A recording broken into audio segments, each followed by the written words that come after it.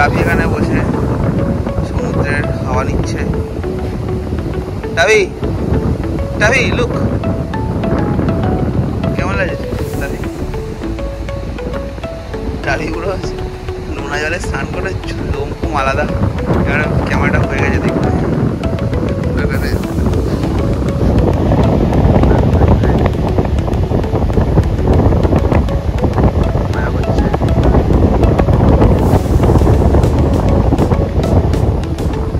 Toffee সিস্টেমটা হচ্ছে যখন জলটা পিছনের দিকে সরে যাচ্ছে তখনও কি সুন্দর যাচ্ছে সমুদ্রের দিকে। যেই জলটা আবার মানে একটা ওয়েভ আসছে টুনি করে পালিয়ে যাচ্ছে, মানে পাওয়া যাবে না। দেখবে দূর থেকে মজা নেবে। যারা যারা নীল নির্জনে আগেও এসেছো তারা হয়তো জানবে, যেমন আমি লাস্ট 4 ইয়ার্স আগে যখন এসেছিলাম তখন আমরা বিচের ওই সাইড থেকে আর কি এরকম গাড়ি নিয়ে আমরা এইটা দিয়ে ঢুকেছিলাম। বাট ওই ইয়ার্স ছাড়ে যেটা আমি আগের দিনও বলছিলাম পুরো ভেঙে চলে একাকার। দেখুন ওই সামনে একটা ড্রিম হাউস না ড্রিম ল্যান্ড বলে একটা হোটেল ছিল, ওটাও পুরো ভেঙে গেছে। এই পাশেও পুরো ভেঙে চলে একাকার হয়ে গেছে। আর স্যাকটাও পুরো বেশি স্যাকটাই পাশেই ছিল, এটা পিছিয়ে গেছে, রেস্টুরেন্টটা নেই আর অনেক চেঞ্জেস হয়ে গেছে। যাই এখন গাড়ির দিকে যাই আস্তে আস্তে। এখন শঙ্করপুর রোড NH 116B, তো খুব সুন্দর লাগে রাস্তাটা।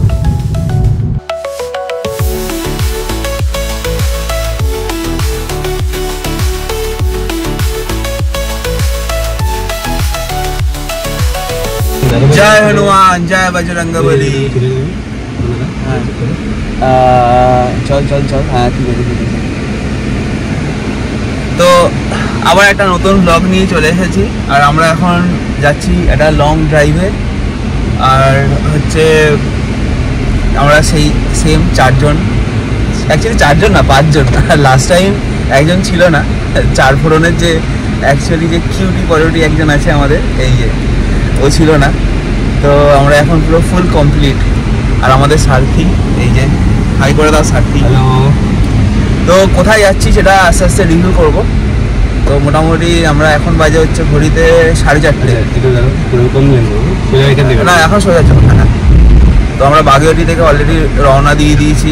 একটা যুদ্ধের সিচুয়েশান চলছে চারিদিকে, বাট যেহেতু বাচ্চা কাচ্চা নিয়ে হয় না যে একটুখানি চলো কোথাও ঘুরে আসি। কারণ সবচেয়ে বড় কথা হচ্ছে একটা আনফর্চুনেট সিচুয়েশান হয়েছে আই থিঙ্ক 2-2.5 সপ্তাহ আগে। সেটা হচ্ছে আমার মেয়ের আনফর্চুনেটভাবে হাতটা ভেঙে গেছে, ডান দিকের হাতটা। তো ও অনেক দিন ধরেই ঘরে কনফাইন হয়ে রয়েছে, সেই জন্য ভাবলাম একটা ছোটো করে একটা গাড়ি ট্রিপ করে আসি।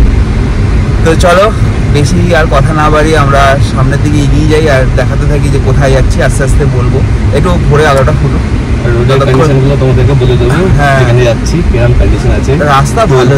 হ্যাঁ এক্স্যাক্টলি, ঠিক আছে চলো সাথে থাকো। যারা এই এরিয়ায় থাকো তারা বুঝতেই পারছো যে এখন আমরা কোন রাস্তায় আছি। বেসিক্যালি এটা রঘুনাথপুরের মুখ। এখান থেকে আমরা ডান দিকে ভিআইপিতে উঠে যাবো, এতক্ষণ সার্ভিস করেছিলাম। এই গাড়ির ট্রিপটা হওয়ার আরও একটা ব্যাপার হচ্ছে, যেহেতু শোভন ও হচ্ছে এই গাড়িটা কিনেছে নতুন, তাই এটা একটা লং ট্রিপের দরকার ছিল প্রথমবার। তো সেই জন্য ভাবলাম যে ঠিক আছে একটা বেরিয়ে গেছি, কোথাও ঘুরে আসি। চলো এই হচ্ছে আমরা এখন ভিআইপিতে উঠে গেছি। এখন আমরা যাচ্ছি বেসিক্যালি এয়ারপোর্ট থেকে আমরা বালি ব্রিজের দিকে চলে যাবো।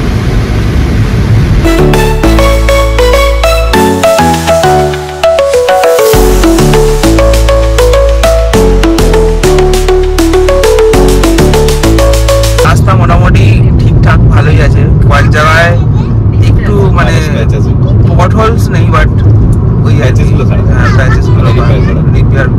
ঠিকঠাক করার উঁচু নিচু আছে। আর স্টিল ঠিক আছে, ভোরের আলো এখনো ফোটেনি। আলাদাই লাগছে, এরকম সময় খুব একটা ওঠা হয় না ভাই।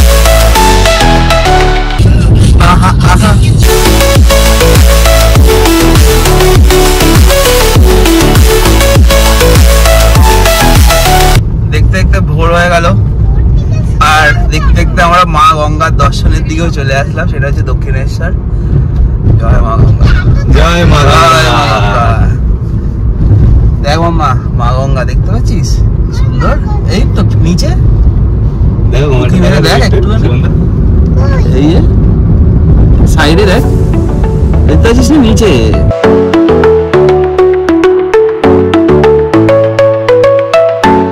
আমরা NH-12 এ উঠে পড়লাম। ও কি রাস্তা, পুরো তেল চিকচিকে রাস্তা। কপালে কি লেগেছে সেই কখন থেকে দেখে যাচ্ছি, মানে সামনে এত লরি, হাইওয়ে না, মানে হাইওয়েতে এত, মানে আমরা এখন আছি NH-16 ফুটে যাওয়ার সাথে সাথে আমরা একটু নড়ে চড়ে হয়েছি কাইন্ড অফ। কারণ প্রথমে একটু হয় না, ল্যাথার্জি লাগছে, অনেকক্ষণ ধরে একইভাবে একই পশ্চারে বসে আছি, বোর হচ্ছি। মেয়ে তো এখানে শুয়েই পড়েছে। আর টাফিও হচ্ছে, এই যে টাফি কেমন লাগছে? টাফি ভালো লাগছে? পিছনে অ্যাকচুয়ালি সবাই কাইন্ড অফ ল্যাক। এই যে টাফি এসছে, টাফি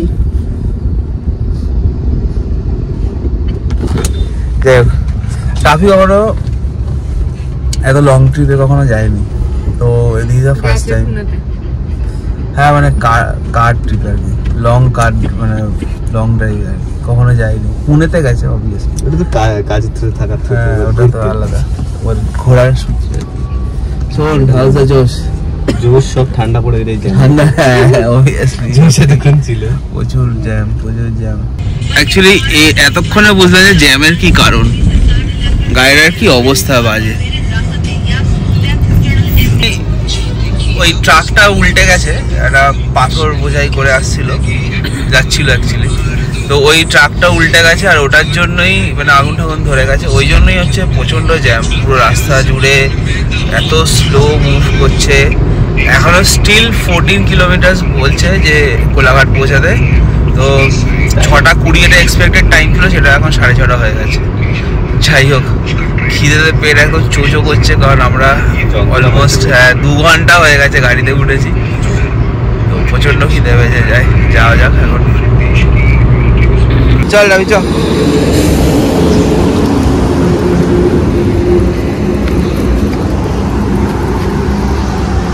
তো ফাইনালি আমরা পৌঁছে গেছি সোনার বাংলা হোটেলে। বেসিক্যালি আমরা চলে এসেছি কোলাঘাট। তো এই হোটেলটা ওরকম আমরা জানি না মানে কোনটা ভালো, দেখলাম এটা ফাঁকা তাই দাঁড়িয়ে পড়েছি এখানে। প্রচুর রোদ, টাফিও ছটফট করছিল, কারণ ওর অ্যাকচুয়ালি অনেকক্ষণ ধরে টয়লেট হয়েছিল, তো ওই জন্য আমরা ভাবলাম দেখি অনেক জায়গায় এক্সপ্লোর না করে এমনি দাঁড়িয়ে পড়ি এখানেই, খাওয়া দাওয়া করবো হালকা পাতলা। ভালো লোক আছে। তো এই যে হোটেলের খাবারটা বেশ ভালো, বেশ মানে আমরা লুচি আর একটা ছোলার ডালের একটা তরকারি নিয়ে খেয়েছি, খুবই ভালো খাবারটা ছিল। কিন্তু এই হোটেলের বাথরুম মানে ওয়াশরুম আর কি খুবই বাজে, খুবই মানে মনে হয় আন্ডার কনস্ট্রাক্ট, তো ওই জন্য খুব একটা ভালো না। এই হোটেলের খাবার খুব ভালো, খাবারের জন্য তোমরা অবশ্যই এখানে আসতে পারো, এখানে অনেকেই এসছে আমরা আসার পর, কিন্তু বাথরুম ইজ নট গুড, মানে সত্যি খুব বাজে। বিশেষ করে লেডিস বাথরুম, যেটা কিনা মেনলি যে কোনো রোড ট্রিপে লেডিসদের একটা অসুবিধা হয়, সেদিক থেকে দেখতে গেলে লেডিস বাথরুম খুবই বাজে, খুবই বাজে, অপরিষ্কার। এটা একটা honest review from my side. তো এরপরে অ্যাকচুয়ালি আমরা আজকে যাচ্ছি হচ্ছে মন্দারমণি। তো বেসিক্যালি আমরা মন্দারমণিতে আজকের দিনটা থাকবো, কালকে আবার ব্যাক টু হোম।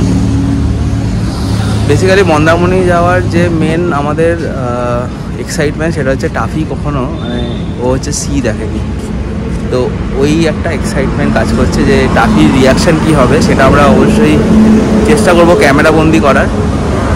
দেখা যাক কতদূর কী করতে পারি। তো আমরা খাওয়া দাওয়া শেষ করে গাড়িতে উঠে অলরেডি যাত্রা শুরু করে দিয়েছি, যাচ্ছি। আমাদের ডেস্টিনেশন হচ্ছে মন্দারমণি। আর মন্দারমণি যেটা মেনলি আমাদের মেন এক্সাইটমেন্ট সেটা হচ্ছে দুজন এখানে, মানে একজন তো বিচই দেখেনি সারা লাইফে, সেটা হচ্ছে আমাদের ভোলা ভালাসা টাফি। ঠিক আছে, ওর রিয়াকশানটা মেনলি আমাদের ক্যাপচার করার খুব ইচ্ছা যে কীরকম কী হয়, তো সেটা একটা ক্যামেরা বন্দি করব। আর তার সাথে আরেকজন মন্দারমণি যায়নি, সেটা হচ্ছে এই যে আমাদের সারথি। আমিও দেখিনি মন্দারমণি। হ্যাঁ, এরাও বিচ দেখেছে অবভিয়াসলি, কিন্তু মন্দারমণি যায়নি কখনো। তাই ওকে বলেছিলাম যে মন্দারমণি জায়গাটা মানে সি বিচটা অ্যাটলিস্ট দীঘার থেকে অনেক ভালো, মানে আমাদের তো লাগে পার্সোনালি, বিকজ একটু ফাঁকা ফাঁকা বেশ ভালো পরিষ্কার।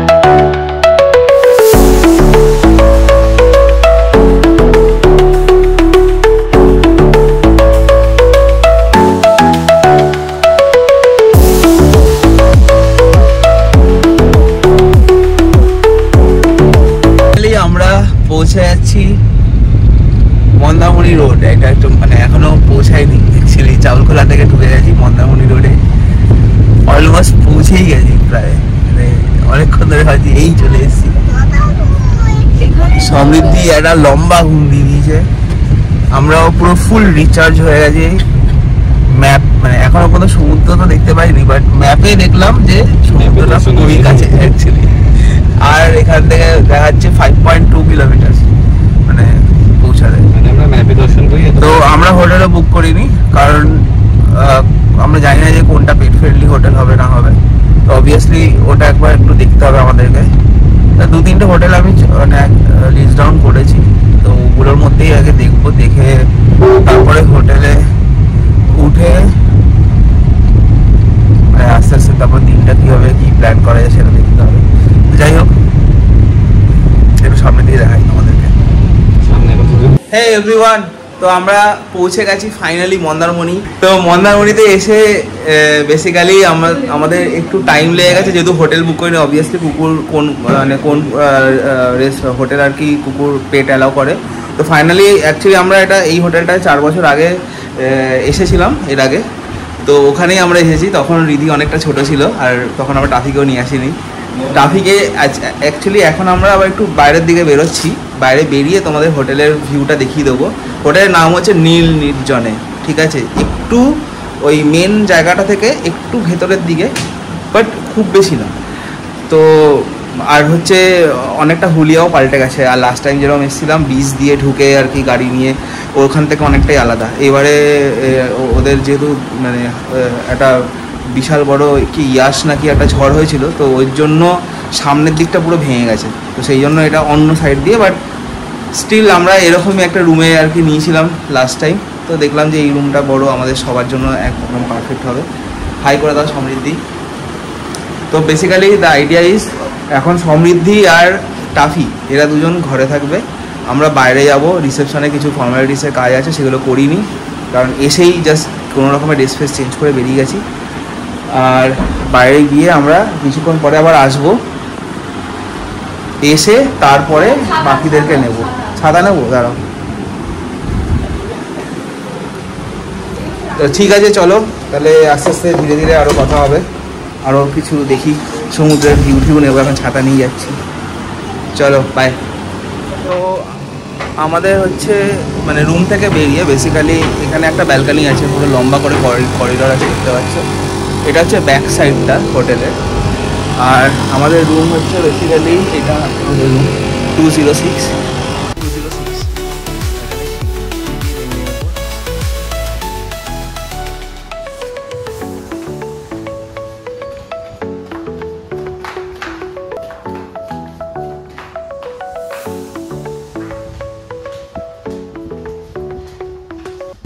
হোটেল এন্ট্রি হচ্ছে ওদিক দিয়ে, এখানে রিসেপশন আর রেস্টুরেন্ট আছে, বিচ সামনে। টাফি সিস্টেমটা হচ্ছে যখন জলটা পিছনের দিকে সরে যাচ্ছে তখনও কি সুন্দর যাচ্ছে সমুদ্রের দিকে, যেই জলটা আবার মানে একটা ওয়েভ আসছে টুনি করে পালিয়ে যাচ্ছে, মানে পা ভেজাবে না, এমনি দেখবে দু।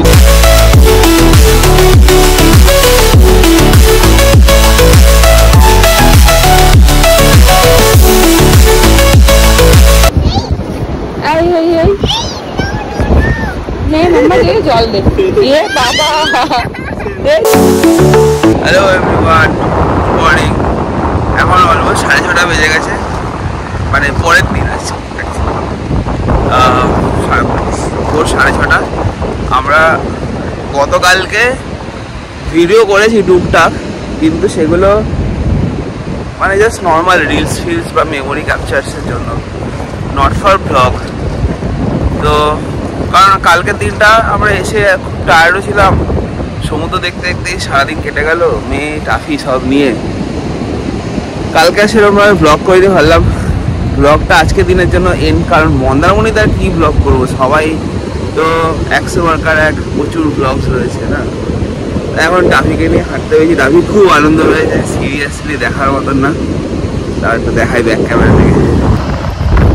হাউসে জোশ কেমন লাগে দেখতে? চল জলে যাবি, চল চল চল চল চল।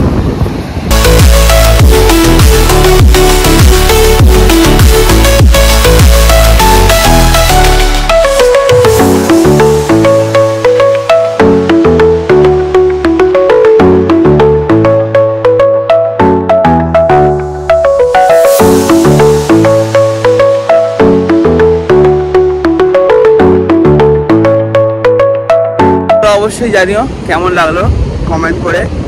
টাফির প্রথমবার এক্সপিরিয়েন্স সমুদ্রে। তো যাই হোক, আশা করি তোমাদের ভালো লাগে। যদি ভালো লাগে তাহলে অবশ্যই লাইক শেয়ার সাবস্ক্রাইব করে দিও। সকাল সকাল বিচ ঘুরে ফ্রেশ হয়ে তারপরে রেস্টুরেন্ট খুলেছে। আমরা এখন চা মুখ দিয়ে এই মন্দারমণিকে বিদায় জানাচ্ছি আজকে এখান থেকে। আর প্ল্যানে অ্যাকচুয়ালি ভেবেছিলাম যে আমাদের ট্রিপের এন্ড এখানেই, বাট হঠাৎ করে মাথায় আসলো যে এত কাছে এসে জগন্নাথের যে পুরী মন্দির যেটা দীঘায় বানিয়েছে সেটাকে একটু ঘুরে দেখবো না আমরা ঘুরে। তাই জন্য ভাবলাম তাহলে ঘুরেই দেখে আসি, যখন গাড়ি করেই এসেছি আর এত কাছ থেকে ফিরে চলে যাব। তো আমাদের প্ল্যানে এটা একটা অ্যাড অন হলো যে আজকে আমরা পুরীর জগন্নাথ মন্দিরের রেপ্লিকা যেটা দীঘাতে বানিয়েছে সেটা আমরা দেখে ওখানে দর্শন করে ওখান থেকে তারপরে আমরা বাড়ি চলে যাবো। তো সাথে থাকো, দেখতে পারবে জগন্নাথ। আমিও খুব এক্সাইটেড, কারণ ওটা আমি দেখিনি, আমরা কেউই দেখিনি অ্যাকচুয়ালি, সবে নতুন উদ্বোধন হয়েছে। তো তোমরা সবাই দেখতে পাবে কেমন কীরকম কি, যতটা পারবো কভার করার চেষ্টা করবো। চলো দেখা হচ্ছে আবার। বিচে এসে কেমন লেগেছে? আর কিছু বল। আজকে তো আমরা কোথায় যাচ্ছি? আচ্ছা, আমরা এখন কোথায় যাচ্ছি? বাড়ি না, আমরা এক জায়গায় যাব, মন্দিরে যাব, মন্দিরে। হ্যাঁ, টাফি হচ্ছে এত সকাল থেকে ঘুরিয়েছে সমুদ্রে, পুরো টায়ার্ড হয়ে গেছে। হ্যাঁ, আর এমনিও ফার্স্ট টাইম তো প্রচুর ঘুরিয়েছে। বলো, তুমি বলো তোমার কেমন লাগছে?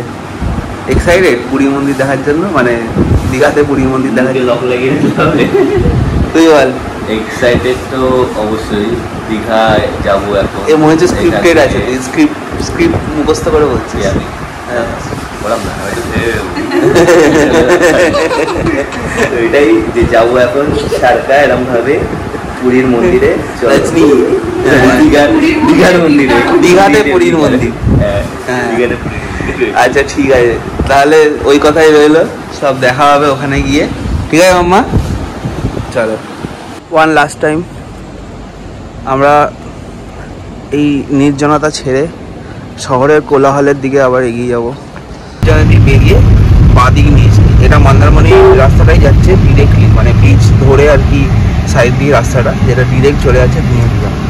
আমরা এখন মোহনা ক্রস করছি, তো খুবই এক্সাইটেড। এটা হচ্ছে জলদা ব্রিজ, পুরো যেখান এইখান থেকে হচ্ছে মানে সি এর সাথে পুরো connected.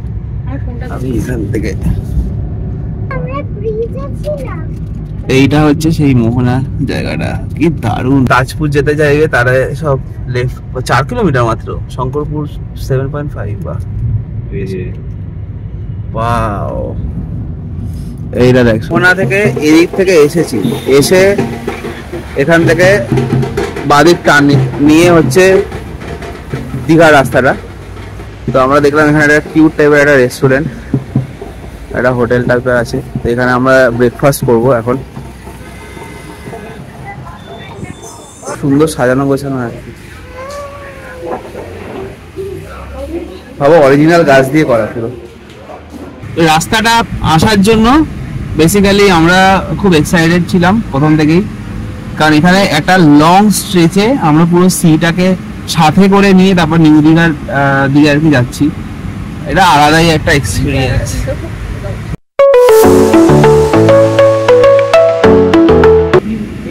This is call kind of চোখের শান্তি। আমার যে জার্মানি বাইস বেরোনোর সময় বুঝলি, ওখান থেকে ঠিক ওরকম ভিডিও।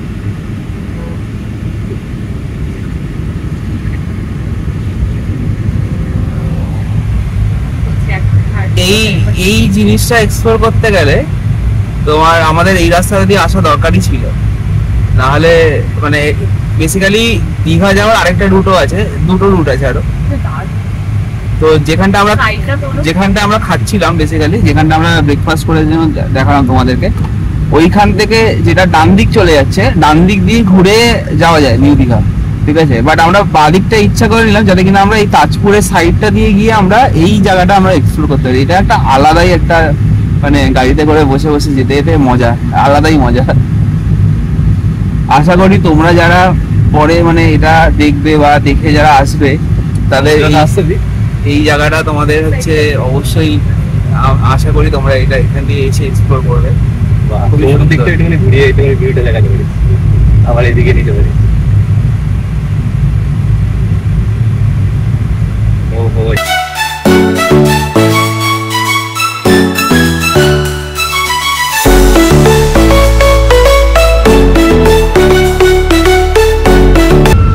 স্টেজটা এতটাই ছিল, এরপরে আমরা কি যাব সাইড দিয়ে আর কি আমরা দেখে নিই তাতেই হবে। তো আমরা এই যে জায়গাটা এখানটা শেষ হলো, ঠিক আছে। তো এইখান থেকে মানে স্টেজটা যেখানে কমপ্লিট হলো এখানটা আমরা নেমেছি, কারণ জায়গাটা খুব সুন্দর লাগে তাই। তো মনে হচ্ছে ছেড়ে না যাই, কি সুন্দর। আর জোয়ারের টাইম তো ভালো লাগে। ব্যাক ক্যামেরাতে একটু দেখাচ্ছি।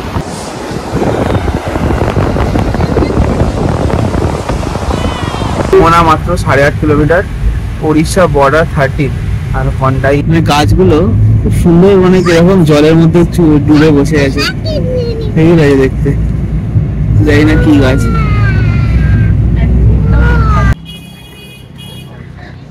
ফাইনালি আমরা জগন্নাথ ধামের মন্দিরে পৌঁছেই গেছি। দীঘায় জগন্নাথ ধাম, সব কপালের ব্যাপার, কপালে লেখা থাকে তাই। আমি রাস্তাটা বুঝিয়ে দেবো, আগে আমরা ভেতরে ঢুকে দেখে নিই মন্দিরটা দর্শন করে। ধাম আসার জন্য সবচেয়ে ইজিয়েস্ট ওয়ে হচ্ছে, এটা হচ্ছে দীঘা স্টেশন। দীঘা স্টেশন থেকে এখান থেকে বেরিয়ে এই পাশে আসতে হবে, এই পাশে জাস্ট একটুখানি।